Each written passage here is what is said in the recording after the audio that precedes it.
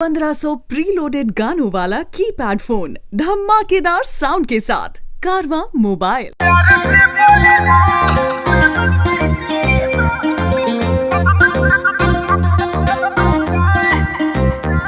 मेरे एटीट्यूड मेरे मूड को समझ न पाते हो। अच्छा तंग आ चुके हो तुझसे, तुम बड़ा सताते हो।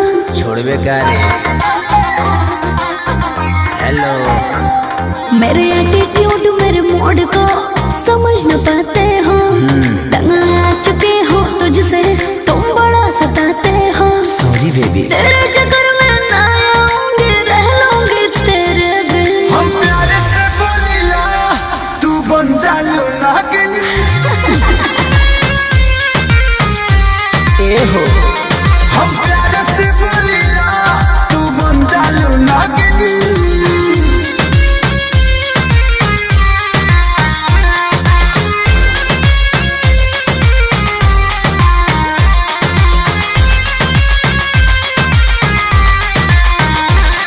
बॉयफ्रेंड मेरे हो तुम, नखरे उठाना पड़ेगा। उठाता तो मैं हूँ। जब बुलाऊंगी तुमको, एक कॉल पे आना पड़ेगा। आता तो हूँ, तुम्हारे घरे में रह जाऊँ का? तेरे पापा हमें बहुत सारे देते हूँ। मैं पढ़ने लिखने वाला स्टूडेंट हूँ। चल हट जा मेरे सामने से, ना मार बातों से पिन। हम प्यारे से बोलिला, तू बन जालू नागिन।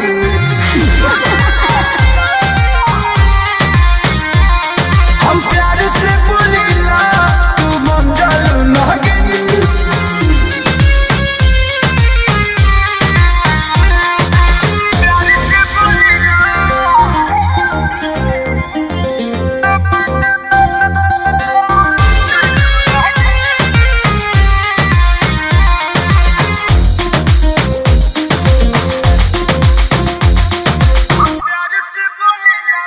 मेरे जैसे लड़के अर्जुन इस जन्म में नहीं मिलेंगे।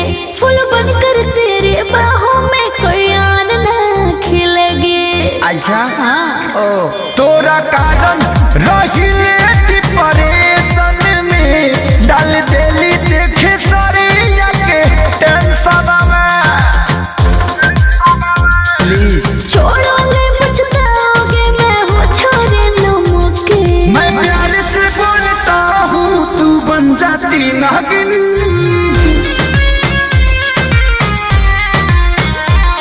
मैं प्यार से बोलता हूँ, तू बन जाती नागिन।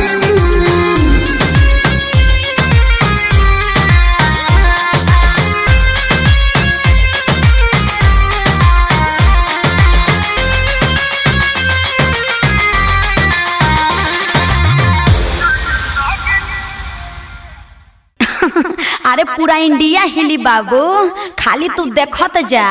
प्यार से बोलना,